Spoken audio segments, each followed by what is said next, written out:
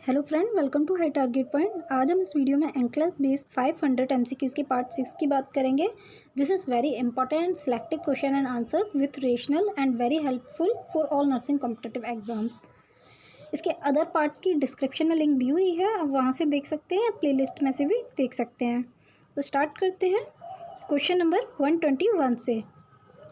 Question: What is the most important information the nurse and the rapid response team must keep in mind when caring for a client who had a cardiac arrest? Question में पूछा है, एक cardiac arrest का patient है, उसकी nurse और rapid response team care कर रही है, तो कौन सी मोस्ट इम्पॉर्टेंट इन्फॉर्मेशन होगी कि कार्डियक अरेस्ट के पेशेंट को केयर करते टाइम उनको माइंड में रखनी होगी।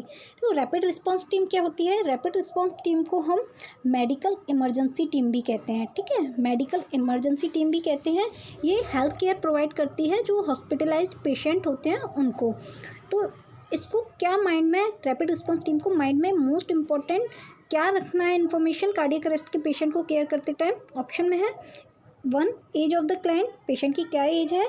2 है how long the client was anoxic, patient कितने टाइम से एनॉक्सिक है। 3 heart rate of the client before the arrest, cardiac arrest से पहले हार्ट रेट क्या थी पेशेंट की। 4 emergency medication available for the client, या क्लाइंट के लिए इमरजेंसी मेडिकेशन अवेलेबल है या नहीं। तो हमारा इसमें राइट आंसर होगा 2 how long the client was anoxic, ठीक है, ये हमारा राइट आंसर होगा। कार्डियक अरेस्ट पेशेंट की अगर हम केयर कर रहे हैं तो हमें ये माइंड में मोस्ट इंपॉर्टेंट इन्फॉर्मेशन होगी जो माइंड में रखनी है, how long the client was anoxic, ठीक है। एनॉक्सिक क्या होती है कंडीशन? ऑक्सीजन की सप्लाई कम हो जाना, डेफिशिएंसी ऑफ ऑक्सीजन सप्लाई, ठीक है, इसे हम एनॉक्सिक कंडीशन बोलते हैं। और कार्डियक अरेस्ट का पेशेंट, कार्डियक अरेस्ट क्या होता है? तो cardiac heart stop breath and loss of heart functions is a cardiac arrest, ठीक है। अदर ऑप्शन क्यों नहीं होंगे? देखो हमारा पहले 2 राइट आंसर क्यों होगा? क्योंकि जो इरिवर्सिबल ब्रेन डैमेज होता है will occur if A client is anoxic for more than 4 minute. अगर 4 मिनट से ज़्यादा पेशेंट एनॉक्सिक की कंडीशन में है तो उसे इरिवर्सिबल ब्रेन डैमेज की कंडीशन हो सकती है, इसलिए हमें ये मोस्ट इंपॉर्टेंट इन्फॉर्मेशन माइंड में रखनी है। जो 1 था हमारा, age of the client does not affect the response by the arrest team. और जो हमारा 3 ऑप्शन था, द अर्लियर हार्ट रेट, जो हार्ट रेट है कार्डियक अरेस्ट से पहले, वो earlier heart rate is the minimum importance, ये इतनी इंपॉर्टेंट इन्फॉर्मेशन नहीं है, मिनिमम इंपॉर्टेंस है। The rhythm is more significant, ठीक है, हार्ट रेट से ज़्यादा रिदम इंपॉर्टेंट होती है, तो वो हमें माइंड में ज़्यादा इंपॉर्टेंट है रखना, ठीक है। 4 है although variety of emergency medication must be available, their administration is prescribe by the health care provider. जो इमरजेंसी मेडिकेशन होती है वो हेल्थ केयर प्रोवाइडर के द्वारा ही जो प्रिस्क्राइब होती है वो ही हम देते हैं, एडमिनिस्टर करते हैं, और जो इमरजेंसी मेडिकेशन है वो ऑल्सो अवेलेबल होती हैं, ठीक है। तो ये इतना इंपॉर्टेंट नहीं है, हमारा राइट आंसर क्या होगा? 2। Next question, A client is found unconscious and unresponsive, what should the nurse do first? एक पेशेंट है, आपको अनकॉन्शियस एंड अनरिस्पॉन्सिव है मिला है, तो आपको सबसे पहले क्या करना चाहिए? एक नर्स को सबसे पहले क्या करना चाहिए अगर कोई क्लाइंट अनकॉन्शियस और अनरिस्पॉन्सिव मिला है, ठीक है। ऑप्शन है 1 इनिशिएटिव ए कोड, हेल्प के लिए किसी को बोलना चाहिए। 2 check for a radial pulse check करनी चाहिए। 3 कंप्रेस द लोअर स्टर्नम को कंप्रेस करना है। 4 give for full lungs inflation, या फुल लंग इन्फ्लेशन देने हैं। देखो अगर कोई पेशेंट अनकॉन्शियस और अनरिस्पॉन्सिव होता है तो हम CPR देते हैं उसको, ठीक है, CPR की कंडीशन देते हैं। तो CPR में रेडियल पल्स हम चेक नहीं करते हैं, ठीक है, कैरोटिड पल्स चेक करते हैं जो कि हमारी नेक में होती है, तो हमारा सेकंड ऑप्शन रॉन्ग हो जाता है। कंप्रेस द लोअर स्टर्नम, इसमें हमारा नर्स फर्स्ट एक्शन पूछा है तो फर्स्टली हम लोअर स्टर्नम को कंप्रेस नहीं कर सकते हैं। और give for full lungs inflation, हम लंग्स इन्फ्लेशन भी बाद में देते हैं, जो कि हमारा 30 कंप्रेशन रहता है और 2 लंग्स इन्फ्लेशन रहते हैं। हमारा 30:2 का रेशियो रहता है, ठीक है, 30:2 रेशियो रहता है। तो हमारा राइट आंसर यहाँ पे क्या रहेगा? इनिशिएटिव कोड, सबसे पहले हमें हेल्प के लिए बोलना है, ठीक है, किसी को। Additional help and cardiac defibrillator must be obtain immediately, इस कंडीशन में क्या करना है? हेल्प लेनी है, and cardiac defibrillator must be obtain immediately करना है। और 2 ऑप्शन जो आपका था, the carotid pulse not radial pulse is use, जो मैंने आपको बता दिया अभी। इसमें हम CPR अगर देंगे तो हम कैरोटिड पल्स चेक करते हैं, नॉट रेडियल पल्स। और 3, this is done after the nurse someone's help, जो लोअर स्टर्नम कंप्रेस करना है वो हमें कब करना है, किसी की हेल्प लेने के बाद। और 4 जो आपका था, 2 lungs inflation are given by 30 chest compression, जो हमारा 30:2 का रेशियो रहता है, हमें 30 चेस्ट कंप्रेशन देने हैं, देन 2 लंग्स इन्फ्लेशन देते हैं। ये हमारा क्या है, CPR है पूरा, ठीक है। Next question 123, a nurse is performing cardiac compression on an adult client, how far must the nurse depress the lower sternum to maintain circulation until a defibrillator is available. देखो मैंने आपको अभी बताया था, डिफिब्रिलेटर हम अवेलेबल करते हैं अगर पेशेंट को कार्डियक कंप्रेशन हम देने जा रहे हैं। तो उसमें पूछा है जो लोअर स्टर्नम हम डिप्रेस करते हैं उसकी इंच पूछिए कितना हम डीपली डिप्रेस करते हैं। तो यहाँ पे ऑप्शन आपके सामने है। अगर मैं डायरेक्ट राइट आंसर की बात करूँ तो इसमें आपका राइट आंसर है 2 इंच, ठीक है। कितना हम लोअर स्टर्नम को डिप्रेस करते हैं, 2 इंच तक, ठीक है। The sternum must be depress at least 2 inch तक हम डिप्रेस करेंगे। ये इंपॉर्टेंट क्वेश्चन है। Compress the heart adequately between the sternum and vertebra, कहाँ पे हम करते हैं, between the sternum and vertebra, ठीक है। यहाँ पे हम कंप्रेस करते हैं हार्ट को adequately and to stimulate cardiac pumping action. क्यों करते हैं, ताकि जो कार्डियक पंपिंग एक्शन है वो स्टिमुलेट हो सके, वो आ सके, ठीक है। इसलिए हम उसको डिप्रेस करते हैं कितना, 2 इंच तक। और 1 to 3 this distance is ineffectual for an adult, ठीक है। ये हमारे रॉन्ग आंसर है। राइट आंसर हमारा क्या होगा, 2 inch. Next question 124, a client has edema in the lower extremities during the day which disappear at night. With which medical problem does the nurse conclude this clinical finding is consistent? Question में पूछा है एक client को lower extremities में क्या हो रहा है, एडिमा हो रहा है, वो भी कब, ड्यूरिंग द डे। और वो क्या होता है, डिसअपियर हो जाता है नाइट के टाइम, ठीक है। नाइट के टाइम वो नहीं रहता है, डिसअपियर हो जाता है। तो कौन सी मेडिकल प्रॉब्लम के साथ ये हो सकता है, किस मेडिकल प्रॉब्लम की वजह से ये हो सकता है क्लिनिकल फाइंडिंग कंसिस्टेंट। ऑप्शन में आपका 1 pulmonary oedema, 2 myocardial infraction, 3 right ventricular heart failure, 4 chronic obstructive lungs disease. आपका राइट आंसर यहाँ पे होगा 3 राइट वेंट्रिकुलर हार्ट फेल्यूर, ठीक है। राइट वेंट्रिकुलर हार्ट फेल्यूर में हमें ये कंडीशन देखने को मिलेगी।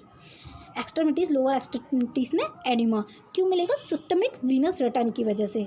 इसमें क्या होता है, सिस्टमिक वीनस रिटर्न जो होता है वो हार्ट से, इसका क्या होता है, flow of blood back to the heart when change sudden upright to supine position. अगर कोई पेशेंट है एकदम अपराइट पोजीशन में है, अपराइट पोजीशन में बैठा है और एकदम सडन सुपाइन पोजीशन में वो लेट जाता है, तो इस कंडीशन में हमें ये देखने को मिलती है। अगर राइट वेंट्रिकुलर हार्ट फेल्योर का पेशेंट है तो इसमें भी हमें ये देखने को मिलता है। और ये किसकी वजह से होता है, सिस्टमिक वीनस रिटर्न की, जो ब्लड फ्लो है उसका सिस्टमिक वीनस रिटर्न होना, उसकी वजह से हमें देखने को मिलता है, ठीक है। जनरलाइज, इसे हम नॉर्मली क्या बोलते हैं, जनरलाइज्ड एडिमा इन बॉडी, ठीक है। ये क्या है, जनरलाइज्ड एडिमा है इन बॉडी में, जिसकी जो राइट वेंट्रिकुलर हार्ट फेल्योर की कंडीशन में देखने को मिलता है हमें। यहाँ पे इसका रेशनल दिया हुआ है, right ventricular heart failure cause increase pressure in the systemic venous system which lead to shift fluid into the interstitial space because of gravity. Lower extremities are the first affected in ambulatory client. ये हमें right ventricular heart failure में ये चीज़ देखने को मिलती है। और pulmonary oedema is a result in severe respiratory distress and peripheral oedema. और एमआई इन्फ्रैक्शन है itself does not cause peripheral oedema, ये पेरिफेरल एडिमा कॉज नहीं करता है। और pulmonary disease will not result in varying degree of oedema, इसका भी pulmonary disease जो है वो भी वेरिंग डिजीज इन सब एडिमा की वजह से नहीं होता है, ठीक है। Next question 125, a client is admitted to the hospital has oedematous ankle, what should the nurse do to best reduce oedema of the lower extremities. एक क्लाइंट है जो कि हॉस्पिटल में एडमिट है, उसको क्या है, एडिमेटस एंकल है, ठीक है, एंकल में एडिमा है। What should the nurse do best reduce oedema, nurse सबसे बेस्ट क्या करेगी एडिमा को कम करने के लिए ऑफ द लोअर एक्सट्रीमिटीज़ में जो है। ऑप्शन है 1 रेस्ट्रिक्ट फ्लूड को कम करेगी। 2 एलिवेट द लेग को एलिवेट करके रखेगी ऊपर करके। 3 अप्लाई इलास्टिक बैंड, जो इलास्टिक बैंडेज आती है वो अप्लाई करेगी, वो लगाएगी। 4 do range of motion exercise, या रेंज ऑफ मोशन एक्सरसाइज देगी। तो यहाँ पे सिंपल है, 2 हमारा राइट आंसर होगा, एलिवेट द लेग। अगर कोई भी एडिमा की कंडीशन होती है, अगर लेग में एडिमा है तो उसको हम एलिवेट करके रखेंगे तो फ्लूइड वापस रिटर्न होता है और वहाँ से एडिमा क्या हो जाएगा, रिड्यूस हो जाएगा। इसलिए हमारा राइट आंसर 2 होगा। Elevation of extremity promote Venus and lymphatic drainage by gravity की वजह से क्या होता है, जो वीनस एंड लिम्फेटिक है वो ड्रेनेज बैक होता है और वहाँ से एडिमा डिक्रीज हो जाता है। ठीक है, राइट आंसर हमारा क्या होगा, elevate the leg. Next question 126, what change in pressure does the nurse conclude is responsible for the lower extremity pitting edema of a client with right ventricular heart failure? Question में पूछा है कि कौन से changes, इनमें से कौन से चेंजेस रिस्पॉन्सिबल होंगे for the lower extremity pitting oedema के लिए। जो एक पेशेंट है उसको लोअर एक्सट्रीमिटी पिटिंग एडिमा है, तो कौन से इनमें से चेंजिंग रिस्पॉन्सिबल होंगे इसके लिए, और क्लाइंट को क्या है, with right ventricular heart failure का क्लाइंट है। ठीक है, ऑप्शन में आपका increase in plasma hydrostatic pressure, अगर प्लाज्मा हाइड्रोस्टेटिक प्रेशर बढ़ता है तो ये रिस्पॉन्सिबल होगा। 2 है increase in tissue colloid osmotic pressure. 3 है decrease in tissue hydrostatic pressure. 4 है decrease in plasma colloid osmotic pressure. तो राइट आंसर यहाँ पे आपका होगा 1, increase in plasma hydrostatic pressure. ये चेंजेस क्या रिस्पॉन्सिबल करेंगे, ये क्या करेंगे, cause lower extremities pitting oedema cause करेंगे अगर पेशेंट क्या राइट वेंट्रिकुलर हार्ट फेलियर है तो। ठीक है, अब ये रेशनल है। 1 राइट आंसर होगा, in right ventricular heart failure blood pack up in the systemic capillaries. अगर प्लाज्मा हाइड्रोस्टेटिक प्रेशर इंक्रीज होता है तो वो कहाँ जाता है, शिफ्ट होता है, उसका फ्लूइड शिफ्ट हो जाता है इंट्रावेस्कुलर कंपार्टमेंट से इंटरस्टिशियल स्पेस से इंट्रावेस्कुलर कंपार्टमेंट में शिफ्ट हो जाता है, जो कि क्या कॉज करता है, एडिमा कॉज करता है। ठीक है, और जो हमारा 2 ऑप्शन था, increase in tissue colloid osmotic pressure, this occur with crushing injury or if protein pathological shift from the intravascular compartment to interstitial space। ये कब होता है, विथ क्रशिंग इंजरी के साथ। और जो हमारा 3rd ऑप्शन था, decrease in tissue hydrostatic pressure, तो increase fluid pressure in centrovascular compartment cause fluid to shift to the tissue hydrostatic pressure does not decrease. ये आपका ये इसको याद करना है आपको कि कौन सा अगर प्रेशर बढ़ता है तो क्या किसके लिए रिस्पॉन्सिबल होता है। ठीक है, इसका नेक्स्ट क्वेश्चन देखते हैं 127, a nurse is advising a client about the risk associated with falling to seek treatment for acute pharyngitis cause by beta haemolytic streptococci, for what health problem is the client at risk. एक question में पूछा है, एक patient है जिसको acute pharyngitis है, जो किसकी वजह से हुआ है, इसका कॉज क्या है, बीटा हेमोलाइटिक स्ट्रेप्टोकोकस है। तो इसमें पूछा है कि इस पेशेंट को किसका रिस्क रहेगा with falling to seek treatment. 1 asthma का, 2 एनीमिया, 3 एंडोकार्डाइटिस, 4 रे सिंड्रोम। तो राइट आंसर होगा यहाँ पे आपका 127 का 3 एंडोकार्डाइटिस। ठीक है, क्यों होगा, Streptococcus infection can be spread through the circulation of the heart. ये कैसे फैलता है, जो स्ट्रेप्टोकोकस इन्फेक्शन होता है वो हार्ट में जो सर्कुलेशन होता है उसकी वजह से स्प्रेड होता है। और endocarditis result are affect the wall of the heart, endocarditis की वजह से इसलिए हो सकता है। ठीक है, 1 2 3 4 this is not cause by beta haemolytic streptococcus. जो अदर ऑप्शन है हमारे, ये बीटा हेमोलाइटिक स्ट्रेप्टोकोकस की वजह से नहीं होते हैं, अस्थमा, एनीमिया एंड रे सिंड्रोम, इसलिए ये राइट आंसर नहीं होंगे। हमारा 3 राइट आंसर होगा endocarditis. Next question 128, what effect of anxiety make it particular important for the nurse to allay the anxiety of a client with heart failure। Question में पूछा है कि कौन सा effect of anxiety particularly important होगा nurse के लिए। LA क्या होता है, दूर करना, एलए द एंजाइटी को दूर करने के लिए पेशेंट क्या है, क्लाइंट क्या है, विथ हार्ट फेलियर का क्लाइंट है। हार्ट फेलियर क्या होता है, heart does not pump blood, उसे हम हार्ट फेलियर कहते हैं। हार्ट फेलियर का एक क्लाइंट है एंजाइटी के साथ, तो उस एंजाइटी को दूर करने के लिए मोस्ट इंपॉर्टेंट पर्टिकुलर इंपॉर्टेंट क्या होगा नर्स को, इंक्रीज द कार्डियक वर्कलोड को कम करेगी, या 2 interfere with the usual respiration, 3 produce an elevation in temperature, 4 decrease the amount of oxygen used. तो आपका राइट आंसर होगा 1 इंक्रीज द कार्डियक वर्कलोड। ठीक है, ये पर्टिकुलर इम्पॉर्टेंट है, इसको इंक्रीज द कार्डियक वर्कलोड है तो उसको सबसे पहले क्या करेगी, नर्स कम करेगी एंजाइटी को दूर करने के लिए। ठीक है, one irritability and restless associate with the anxiety increase the metabolic rate, heart rate and blood pressure, this complication of heart failure, ये हार्ट फेलियर के कॉम्प्लिकेशन होते हैं, इसलिए सबसे पहले क्या करेगी, वर्कलोड को डिक्रीज करेगी, दूर करेगी। और anxiety does not directly interfere with the respiration. ठीक है, एंजाइटी रेस्पायरेशन को इंटरफेयर नहीं करती है, and increase in cardiac workload will increase respiration, और जो वर्कलोड है अगर वो इंक्रीज होगा तो रेस्पायरेशन भी क्या होगी, इंक्रीज होगी। 3 anxiety alone usually does not elevate the body temperature, और एंजाइटी क्या करती है, बॉडी टेम्परेचर को भी इंक्रीज नहीं कर, बट कार्डियक वर्कलोड इंक्रीज कर सकती है एंजाइटी। ठीक है, इसलिए राइट आंसर हमारा क्या होगा, 1। Next question 129, what should the nurse do the help alleviate the distress of a client with heart failure, pulmonary edema? Question में पूछा है, पेशेंट है हार्ट फेलियर पल्मोनरी एडिमा का, तो नर्स को क्या करना चाहिए उसके डिस्ट्रेस को एलिवेट करने के लिए। एलिवेट का मतलब होता है कम। ठीक है, डिस्ट्रेस को कम करने के लिए क्या करना चाहिए क्लाइंट को, क्या है, हार्ट फेलियर पल्मोनरी एडिमा का क्लाइंट है। ऑप्शन में 1 इंक्रीज फ्रिक्वेंट कफिंग, बार बार उसे कफ करने के लिए, खांसने के लिए बोलना है। 2 elevate the client's lower extremities, उसके लोअर एक्सट्रीमिटीज़ को एलिवेट करना है। 3 prepare for modified postural drainage, या 4 place the client in the orthopnoeic position, या ऑर्थोपेनिक पोजिशन क्लाइंट को देनी है। तो राइट आंसर हमारा क्या होगा यहाँ पे 129 का, राइट आंसर हमारा 4 होगा, place the client in the orthopnoeic position. ठीक है, ये क्या करेगा, डिस्ट्रेस को कम करेगा पेशेंट को, अगर patient heart failure pulmonary oedema का पेशेंट है तो। ऑर्थोपेनिक पोजीशन क्या होती है, हम ऑर्थोपेनिक पोजीशन को हम ट्राइपॉड पोजीशन भी बोलते हैं, ट्राइपॉड पोजीशन। ठीक है, ट्राइपॉड पोजीशन भी बोलते हैं। इसमें क्या होता है, पेशेंट सिटिंग पोजीशन में बैठता है, ये यहाँ मेज होता है, पेशेंट क्या होता है, सिटिंग पोजीशन में बैठा होता है, और अपने हेड को और जो उसके हैंड होते हैं वो कंफर्टेबल पोजीशन में रखता है, on an over bed table पे होता है, इन अ फ्रंट ऑफ टेबल। ठीक है, ऐसे पेशेंट आराम से बैठा होता है, जिसमें जो ऑर्थोपेनिक पोजीशन होती है, इससे क्या पेशेंट इजीली रिस्पायरेट कर पाता है, इसलिए ये पोजीशन हम प्रोवाइड करेंगे। ठीक है, हमारा राइट आंसर क्या होगा 4।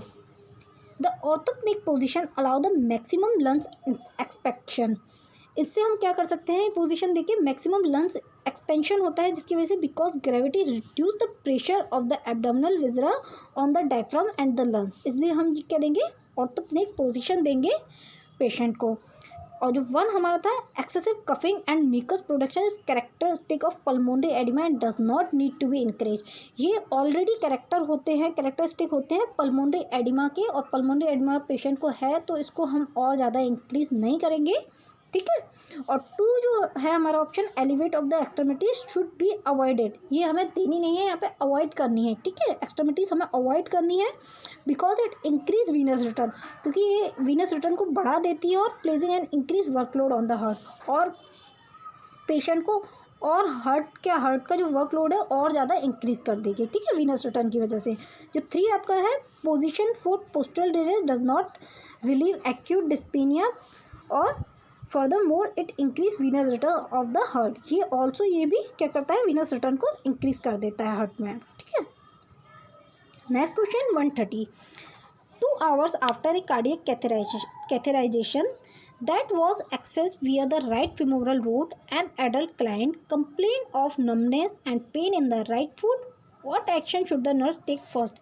एक क्लाइंट है जिसको कार्डियक कैथेराइजेशन हुआ है, कार्डियक कैथेराइजेशन के 2 घंटे बाद वो कार्डियक कैथेराइजेशन कहाँ से हुआ है, राइट फिमोरल रूट से हुआ है। 2 घंटे बाद क्लाइंट क्या कर रहा है, कंप्लेंट कर रहा है नमनेस की and pain in the right foot में क्या हो रहा है, उसे पेन हो रहा है और नमनेस फील हो रही है।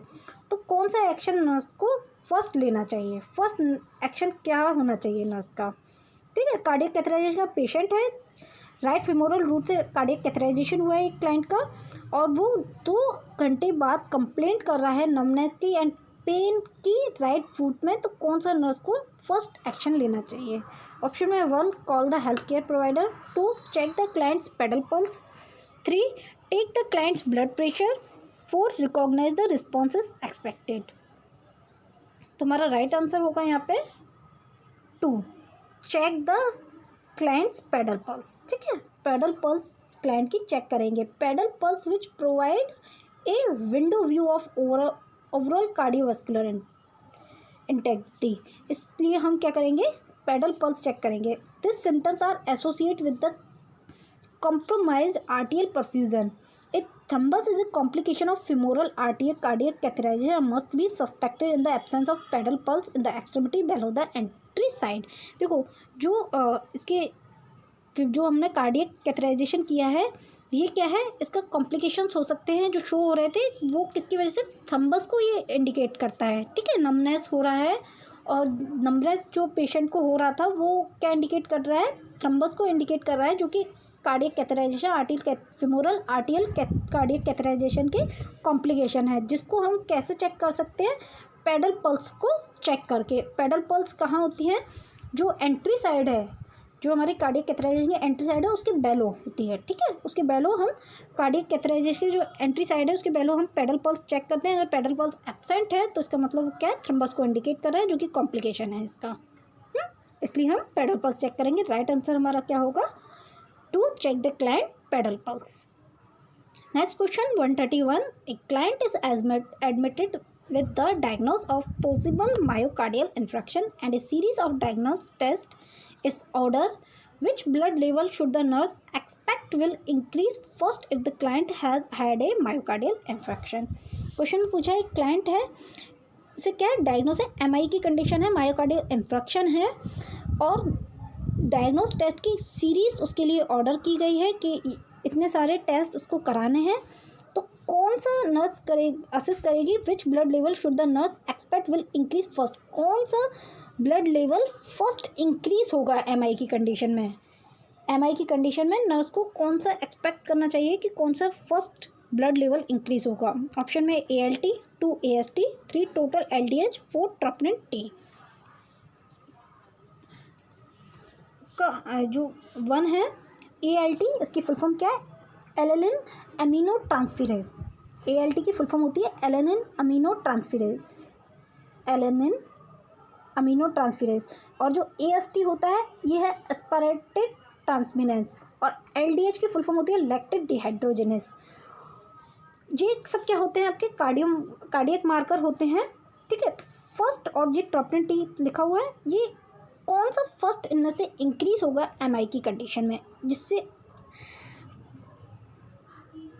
तुम्हारा राइट आंसर है इसमें ट्रोपोनिन T 4. ठीक है, ये हमारा राइट आंसर होगा. ये इसको हम क्या बोलते हैं, एक्यूरेट कार्डियक मार्कर बोलते हैं. ठीक है, ये इंपॉर्टेंट है क्वेश्चन, एक्यूरेट कार्डियक मार्कर बोलते हैं हम इसे. ठीक है, एक्यूरेट कार्डियक मार्कर हमारा ट्रोपोनिन T होता है, जो कि कब स्टार्ट कब इंक्रीज होता है MI के बाद, 3 to 4 आवर्स पर इंक्रीज होना स्टार्ट हो जाता है. और एलिवेट कब रहता है, कब तक रहता है, 7 to 10 डेज तक एलिवेट रहता है. ठीक है, ट्रोपोनिन T. और ट्रोपोनिन I जो रहता है, एक ट्रोपोनिन T होता है, एक ट्रोपोनिन I होता है. जो ट्रोपोनिन I होता है ना, वो क्या होता है, मोस्ट स्पेसिफिक कार्डियक मार्कर होता है. ठीक है, राइट आंसर हमारा क्या होगा 4. ट्रोपोनिन T और ट्रोपोनिन I होता है, ये इंपॉर्टेंट है. ट्रोपोनिन T जो आपका होता है एक्यूरेट कार्डियक मार्कर होता है, और जो ट्रोपोनिन I होता है वो मोस्ट स्पेसिफिक होता है. ठीक है, और जो LDH होता है वो भी आपका कब स्टार्ट होता है इंक्रीज होना, 24 आवर पर इंक्रीज हो जाता है. और रिमेन कब तक रहता है, रिमेन आपका 10 to 12 डेज तक रिमेन रहता है. बट जो आपका ट्रोपोनिन T होता है वो 3 to 4 hours per he elevate हो जाते हैं. इसलिए हमारा ये क्या होगा, फर्स्ट विल इंक्रीज होगा, और also is a most specific cardiac marker, sorry most accurate cardiac marker, और मोस्ट स्पेसिफिक आपका ट्रोपोनिन I रहता है. ठीक है, troponin T has an extra ordinary high specific for MI cell injury. Cardiac troponin elevate sooner and remain elevated longer than many of the other. ठीक है, ये elevate हो जाता है जल्दी और बहुत लॉन्ग टाइम तक एलिवेट रहता है अदर मार्कर्स के अकॉर्डिंग, ठीक है। Enzyme that reflect myocardial injury, right answer आपका टॉप में टी होगा। Next question 132, a client has contrast medium injected into the brachial artery so that A cerebral angiogram can be performed, what nursing असिस्टमेंट is the most essential immediately after the procedure. एक client है जिसको contrast medium injected की गई है, die जिसे बोलते हैं, dye into the brachial artery में, ठीक है। So that is cerebral angiogram can be perform, किस लिए? सेरिब्रल एंजियोग्राम परफॉर्म करने के लिए, जिससे हम सेरिब्रल एंजियोग्राम परफॉर्म कर सकते हैं, इसीलिए ब्रेकियल आर्टरी से कॉन्ट्रास्ट मीडियम डाई इंजेक्टेड की गई है। तो कौन सा नर्सिंग असेसमेंट मोस्ट असेंशियल होगा इमीडिएटली आफ्टर द प्रोसीजर के बाद, ठीक है। 1 स्टेबिलिटी ऑफ गैट, उसे हम चलने को बोलेंगे। 2 या उसकी गैट देखेंगे वो कैसे चल रहा है। 2 प्रेजेंस ऑफ गैग रिफ्लेक्स, उसकी गैग रिफ्लेक्स चेक करेंगे कि प्रेजेंस है या नहीं। 3 है blood pressure in both arms में ब्लड प्रेशर चेक करेंगे। 4 symmetry of the radial pulse या रेडियल पल्स चेक करेंगे। देखो पेशेंट प्रोसीजर के बाद क्या होता है, अनकॉन्शियस होता है, तो उसकी गैट हम चेक नहीं करते हैं। प्रेजेंस ऑफ गैग रिफ्लेक्स का यहाँ पे कोई इंपॉर्टेंस नहीं है। 3 both blood pressure in both arms, तो हम बोथ आर्म्स में ब्लड प्रेशर चेक नहीं करेंगे क्योंकि जो ब्रेकियल आर्टरी से हमें क्या किया है, इंजेक्टेड किया है, तो अफेक्टेड आर्म से हम बीपी चेक नहीं करते हैं, तो ये भी हमारा रॉन्ग होगा। राइट आंसर हमारा क्या होगा? 4 symmetry of the radial pulse, हम क्या करेंगे, पल्स चेक करेंगे। सेरिब्रल एंजियोग्राफी यहाँ पे दिया होता है। सेरिब्रल एंजियोग्राम क्या होता है? सेरिब्रल एंजियोग्राम ये हम किस लिए करते हैं? टू हेल्प, ये हमारा क्या करता है cerebral angiogram? To help find blockage और other abnormalities in the blood vessels in head. अगर कोई ब्लड वेजल्स हैं उसमें कोई ब्लॉकेज आ गया है या कोई एबनॉर्मलिटीज़ है तो उसको फाइंड करने के लिए, उसको देखने के लिए हमें हेल्प करती है सेरिब्रल एंजियोग्राफी। ये क्वेश्चन भी बनता है, सेरिब्रल एंजियोग्राफी हम किस लिए करते हैं? ब्लड वेजल्स को असेस करने के लिए, ठीक है, ब्लड वेजल्स को। आंसर हमारा क्या रहेगा? 4 रहेगा। Trauma to the artery can interfere with circulation to the extremity, this is most easily assessed by the checking the pulse bilaterally. देखो पल्स को हम चेक करके, जो ट्रॉमा टू द आर्टरी, अगर कोई आर्टरी को ट्रॉमा हुआ है तो सर्कुलेशन को, जो सर्कुलेशन है ब्लड सर्कुलेशन को इंटरफेयर कर सकता है और एक्सट्रीमिटीज़ को, तो ये मोस्ट इजीली हम कैसे असेस कर सकते हैं? पल्स को चेक करके, ठीक है।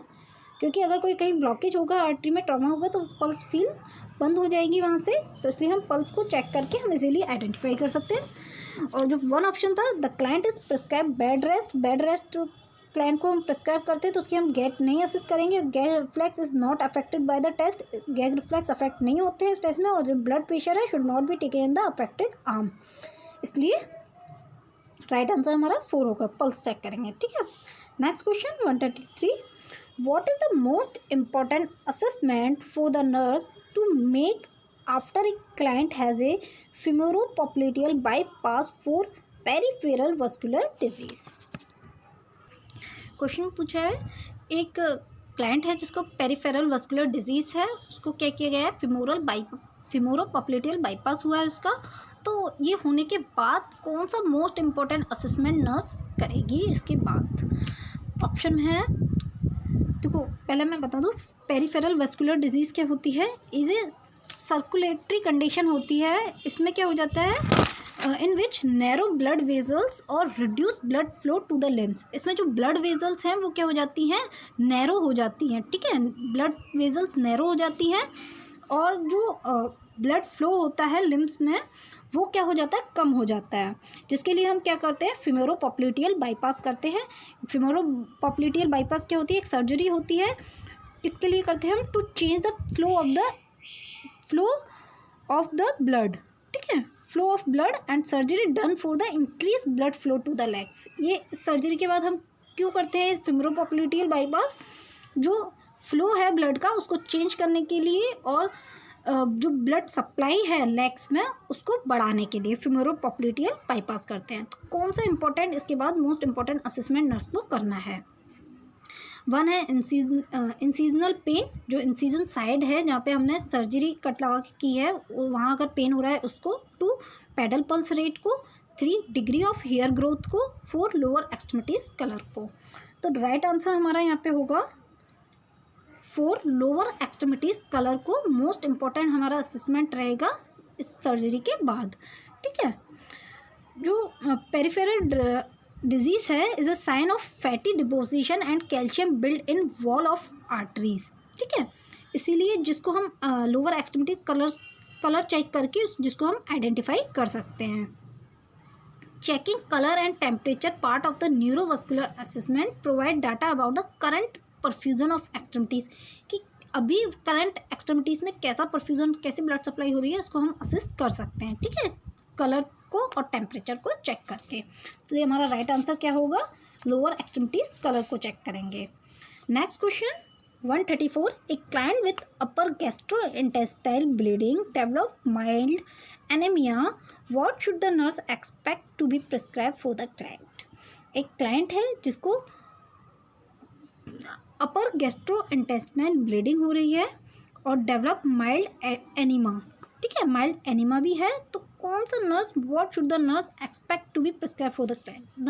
नर्स एक्सपेक्ट क्या प्रिस्क्राइब करेगी इस क्लाइंट को। ऑप्शन में 1 Epogen, 2 dextran, 3 iron salt, 4 vitamin B12। तो हमारा राइट आंसर होगा यहाँ पे 3 आयरन साल्ट।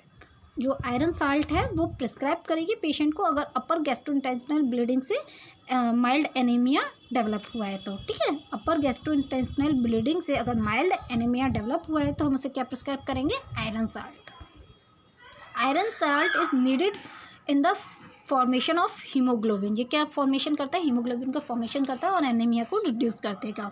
जो 1 है, the client is anaemia cause by GI bleeding not empire RBC production. अगर जो हमारा इपोजन था, इपोजन ये क्या होता है, RBC को इंक्रीज करता है। ठीक है, RBC के प्रोडक्शन के लिए हम देते हैं। तो अगर अपर GI ब्लीडिंग की वजह से एनीमिया, माइल्ड एनीमिया डेवलप हुआ है तो वो RBC को इम्पेयर नहीं करता है, इसलिए हम इपोजन नहीं देंगे। 2 dextran is a plasma volume expander. जो डेक्स्ट्रन है हमारा वो क्या है, प्लाज्मा वॉल्यूम एक्सपेंडर है। It does not affect erythrocyte production. ठीक है, डेक्स्ट्रन हम किसके लिए देते हैं, प्लाज्मा वॉल्यूम एक्सपेंडर को। प्लाज्मा वॉल्यूम एक्सपेंडर होता है ये डेक्स्ट्रन, उसको प्लाज्मा वॉल्यूम को इंक्रीज करता है। और 4 जो है आपका vitamin B12 is a water soluble vitamin that must be use as a supplement when an individual has pernicious anaemia. Vitamin B12 का हम पर्नीशियल एनीमिया में यूज़ करते हैं, जो एक वाटर सॉल्युबल विटामिन है। इस सप्लीमेंट के तौर पर हम पर्नीशियल एनीमिया की कंडीशन में यूज़ करते हैं। ठीक है, next question 134, during a blood transfusion a client developed chill and headache, what is the priority nursing action। Easy सा क्वेश्चन है। ब्लड ट्रांसफ्यूजन के टाइम पेशेंट को चिल एंड हेडेक डेवलप हो रहा है तो प्रायोरिटी पूछिए, नर्सिंग एक्शन क्या होगा। प्रायोरिटी नर्सिंग एक्शन 1 है cover the client, 2 stop the transfusion at once, 3 decrease the rate of the blood transfusion, 4 notify the health care provider. देखो हमारा फर्स्ट एक्शन इस कंडीशन में यही रहता है कि हम फर्स्ट क्या कर सकते हैं, स्टॉप द ट्रांसफ्यूजन। फर्स्ट हम एक्शन क्या करेंगे, ट्रांसफ्यूजन को स्टॉप करेंगे, देन हम हेल्थ केयर प्रोवाइडर को इन्फॉर्म करेंगे। ठीक है, chill, headache, nausea and vomiting are the sign of transfusion reaction. ये क्या हुआ है, पेशेंट को ट्रांसफ्यूजन का रिएक्शन हुआ है, इसलिए हम सबसे पहले इस कंडीशन में ट्रांसफ्यूजन को स्टॉप करते हैं। 1 the infusion must be stop before the treatment of symptoms begin. 3 slow the infusion will continue the reaction. अगर हम स्लो कर देंगे, उसमें थर्ड ऑप्शन में था, स्लो कर देंगे तो रिएक्शन क्या है, कंटिन्यू रहेंगे, उसमें कोई कमी नहीं आएगी, विच में लीड टू किडनी डैमेज, जो कि क्या कर सकता है, लास्ट में जाके किडनी डैमेज कर सकता है। और 4 the health care provider should be notified after the transfusion is stop. अगर हम ट्रांसफ्यूजन हो रहा है और रिएक्शन हो रहा है तो पहले हम उसको स्टॉप करेंगे, देन हम हेल्थ केयर प्रोवाइडर को इन्फॉर्म कराएंगे। ठीक है, next question 136, what is the priority nursing action when caring for a client with disseminated intravascular coagulation. इसमें प्रायोरिटी नर्सिंग एक्शन पूछा है। अगर एक क्लाइंट है डिसएमिनेटेड इंट्रावास्कुलर कोगुलेशन का, उसकी केयर कर रहे हैं हम, तो प्रायोरिटी नर्सिंग एक्शन क्या होगा। डिसएमिनेटेड इंट्रावास्कुलर कोगुलेशन क्या होता है, इसमें क्या होता है, जो एक कंडीशन होती है जिसमें जो ब्लड्स की एबिलिटी है वो अफेक्ट हो जाती है। ब्लड्स की एबिलिटी जो है क्लॉट करने की, क्लॉटिंग की एंड ब्लीडिंग स्टॉप करने की, ब्लीडिंग को स्टॉप करने की जो एबिलिटी है ब्लड वेजल्स की, वो क्या हो जाती है, अफेक्ट हो जाती है। ठीक है। और ब्लड कैसा हो जाता है, थिकेंड हो जाता है inside blood vessel, blood vessels के अंदर जो ब्लड है वो कैसा हो जाता है, थिकेंड हो जाता है, पतला हो जाता है। इसे हम क्या कहते हैं, डिसएमिनेटेड इंट्रावेस्कुलर कोagulation कहते हैं, ठीक है। तो नर्सिंग की प्रायोरिटी नर्सिंग एक्शन क्या होगा अगर पेशेंट को केयर कर रही है डिसएमिनेटेड इंट्रावेस्कुलर कोagulation के पेशेंट को nurse. 1, monitor for hormone sign को मॉनिटर करना है। 2, अवॉइड गिविंग इंट्रामस्कुलर इंजेक्शन या IM इंजेक्शन को अवॉइड करना है।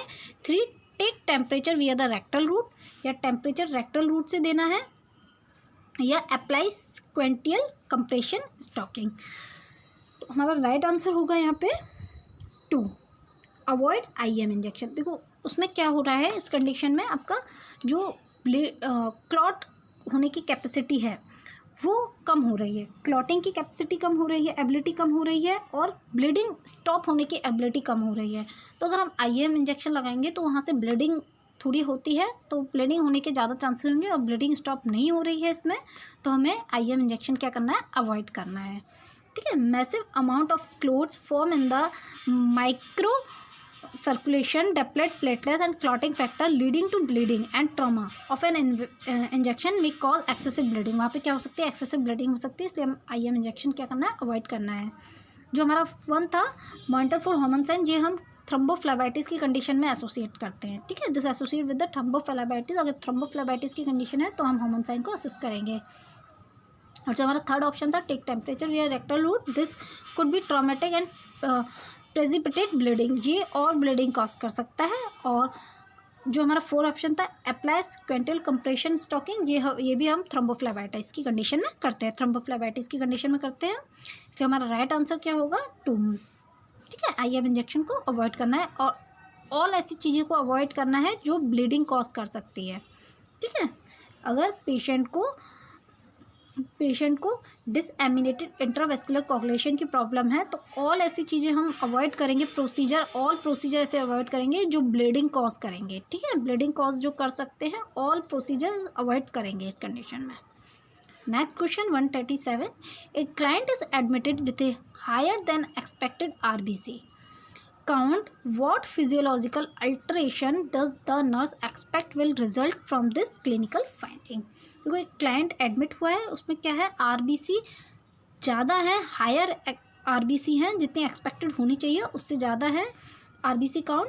तो physiological alteration does nurse expect, कौन सा फिजियोलॉजिकल अल्ट्रेशन नर्स एक्सपेक्ट करेगी, इस कौन सी क्लिनिकल फाइंडिंग एक्सपेक्ट करेगी। इंक्रीज सीरम pH इंक्रीज होगा। 2, decrease haematocrit. 3, increase blood viscosity. 4, decrease immunise response. तो राइट आंसर हमारा इसमें होगा 3, इंक्रीज ब्लड विस्कोसिटी। अगर पेशेंट की RBC हायर है तो उसमें क्या एक्सपेक्टेड होता है, ब्लड विस्कोसिटी उसमें इंक्रीज हो सकती है, ठीक है। Viscosity, a measure of fluid internal resistance to flow, is increased as the number of RBC suspected in plasma increase। इसमें ये बोला है कि क्या RBC एक्सपेक्ट करेगी, सेकेंड, जो अगर RBC हायर है तो उसकी क्या होगी, ब्लड विस्कोसिटी भी इंक्रीज होगी। और the number of cells does not affect the blood pH, जो हमारा ऑप्शन 1 था ब्लड pH, तो RBC ब्लड pH को अफेक्ट नहीं करती है, ना हेमेटोक्राइट विल बी हायर। जो हेमेटोक्राइट ऑप्शन में दिया हुआ है डिक्रीज, वो क्या होता है, अगर RBC ज़्यादा है तो हेमेटोक्राइट भी क्या होगा, ज़्यादा होगा, कम नहीं होगा। RBC do not affect immunity, और इम्यूनिटी को RBC red blood count affect नहीं करती है। तो राइट आंसर हमारा क्या होगा, increase blood viscosity. Viscosity a measure of fluid internal resistance to flow is increase as the number of RBC। ये अगर RBC इंक्रीज हो रही है तो ये भी इंक्रीज होगी, ठीक है। और हेमेटोक्राइट को भी इंक्रीज करती है RBC। Next question 138, A nurse is carrying for a client with an infection cause by group A hemolytic streptococci. The nurse should assist the client for response associate with which illness. एक nurse है, client है, जिसको क्या infection है, जो किसकी वजह से हुआ, group A beta haemolytic streptococci की वजह से हुआ है। तो नर्स को असिस्ट करना चाहिए, कौन सा response associate with the illness, किस इलनेस को ये एसोसिएट कर सकता है। तो ऑप्शन में अगर मैं डायरेक्ट ऑप्शन की बात करूँ तो इजी क्वेश्चन है ये, रोमेटिक फीवर हमारा राइट आंसर होगा 2, रोमेटिक फीवर, ठीक है, जो कि किसकी वजह से होता है, group A beta haemolytic streptococci की वजह से होता है। रूमेटिक फीवर क्या है, ये ऑटो इम्यूनाई डिजीज़ है, ठीक है, ऑटो इम्यूनाई डिजीज़ है जो कि group A beta haemolytic streptococci की वजह से होती है। जो रूमेटिक फीवर है, जो स्ट्रेप्टोकोकाई है, इसकी जो 2 स्टेज होती है, एक इनिशियल स्टेज होती है और एक लेट स्टेज होती है। जो इनिशियल स्टेज होती है वो क्या कॉज करती है, स्कारलेट फीवर कॉज करती है, ठीक है, स्कारलेट फीवर कॉज करती है। और जो लेट स्टेज होती है वो क्या डेवलप करती है, रूमेटिक हार्ट डिजीज़ डेवलप करती है। ये रूमेटिक फीवर की स्टेज है। जो इनिशियल स्टेज है वो स्कारलेट फीवर डेवलप करती है और जो लेट स्टेज है वो रूमेटिक हार्ट डिजीज़ डेवलप करती है, ठीक है। आंसर हमारा 2 होगा, antibodies produce against group A beta haemolytic streptococci sometime interfere with the antigen in the heart walls, cause damage and the symptom of rheumatic heart disease. Earlier recognised treatment of streptococcal infection have limited the occurrence of rheumatic heart disease. इसका जो आपका beta haemolytic streptococci वो rheumatic fever का ही cause होता है और इससे क्या कॉज हो सकता है, और रूमेटिक हार्ट डिजीज भी कॉज होती है, ठीक है। Next question 139, A client is diagnosed with Hodgkin disease, which lymph node does the nurse expect to be affected first? एक क्लाइंट है जिसको क्या है, हॉटकिंग डिजीज़ है, तो कौन सी उसमें लिम्फ नोड्स फर्स्ट इंक्रीज होगी, फर्स्ट अफेक्टेड होगी, कौन सी expected to be affected first? Hodgkin disease में फर्स्ट कौन सी लिम्फ नोड अफेक्टेड होती हैं? हॉटकिंग डिजीज़ को हम क्या बोलते हैं, हॉटकिंग लिम्फोमा भी बोलते हैं, ठीक है। और क्या बोलते हैं हम, हॉटकिंग लिम्फोमा, इसको हम हॉटकिंग लिम्फोमा भी बोलते हैं। एक जो कैंसर होता है, cancer of part of immune system, ठीक है, इम्यूनाई सिस्टम का एक कैंसर होता है कॉल्ड लिम्फेटिक सिस्टम, जो लिम्फेटिक सिस्टम कहते हैं जिसे हम। तो ऑप्शन में हमारा सर्वाइकल, 2 एक्सिलरी, 3 इंग्वाइनल या 4 मीडिया स्टर्नल। तो हमारा राइट आंसर यहाँ पे क्या होगा, 1 सर्वाइकल। सर्वाइकल लिम्फ नोड्स क्या होती हैं, फर्स्ट अफेक्टेड होती हैं इन हॉटकिंग डिजीज़ में, ठीक है। Answer 1, painless enlargement of cervical lymph node often is the first sign of Hodgkin disease, a malignant lymphoma of unknown etiology. और जो एक्सिलरी नोड है, enlargement occur after cervical lymph node, cervical lymph node के बाद कौन सी node affect होती है, axillary node. Inguinal node enlargement occur later, और ये जो इंग्वाइनल नोड और मीडियस्टर्नल नोड है ये बाद में होती है। ये इंग्वाइनल नोड बाद में इन्लार्ज होती है और जो मीडियस्टर्नल नोड है ये क्या होती है, आफ्टर द डिजीज़ प्रोग्रेस, जब डिजीज़ पूरी प्रोग्रेस कंडीशन में आ जाती है तब जाके इनलार्ज होती है, ठीक है, या अफेक्ट होती है। Last question 140, what group of client should the nurse anticipate to have the highest incidence of non Hodgkin disease? इसमें पूछा है कौन सी एज में नॉन हॉटकिंग डिजीज़ की हाईएस्ट इंसिडेंस रहते हैं, सबसे ज़्यादा चांसेस रहते हैं। 1 चिल्ड्रन को, 2 ओल्डर एडल्ट को, या 3 यंग एडल्ट को, या 4 मिडल एज पर्सनस को। तो यहाँ में हमारा राइट आंसर होगा 2, ओल्डर एडल्ट को बहुत ज़्यादा हाईएस्ट इंसिडेंस चांसेस रहते हैं नॉन हॉटकिंग लिम्फोमा के, ठीक है। The incidence increase with age, the median age when diagnosis 67 year old, ठीक है। हमारा राइट आंसर इसमें 2 होगा। क्वेश्चंस एंड हो गए हैं। Thanks for watch, subscribe for watch more videos, press bell icon for notification, like and share. Please friends like कर देना वीडियो को अगर आपको अच्छी लगी हो तो। Thanks for watch.